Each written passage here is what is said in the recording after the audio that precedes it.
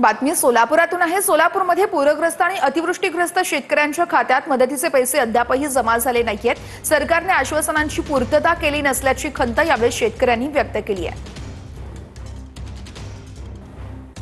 सीना नदीला आलेल्या महापुरामुळे दक्षिण सोलापूर असेल, उत्तर सोलापूर असेल, मोहोळ, त्याचबरोबरीने माढा, करमाळा या जवळपास 5 तालुक्यांमध्ये मोठ्या प्रमाणात शेती पिकांचं नुकसान जे आहे ते झालेलं होतं।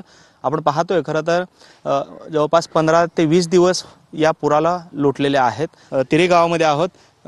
काय परिस्थिती आहे गावामध्ये? सरकारने सांगितलं होतं तुम्हाला मदत देऊ, काय आतापर्यंत तर शेतकऱ्याला एकाही शेतकऱ्याला सरकारची मदत मिळाली नाही। लवकरात लवकर शेतकऱ्यांना मदत मिळावी ही अपेक्षा सरकारकडून आहे। दिलेलं होतं। जमा झालेत पैसे? काय पैसे नाही जमा झाले। सरकारने आश्वासन दिलेत, फक्त अजून काय ते पूर्ण केलेले नाहीत। तरी शेतकऱ्याकडून एवढीच इच्छा आहे की लवकरात लवकर शेतकऱ्याचे पैसे जमा करावे। सरकारनं आश्वासन दिलं की तुमची दिवाळी गोड करू। दिवाळी तर काय गोड झाली नाही, दिवाळी त्यांचीच गोड चालू आहे।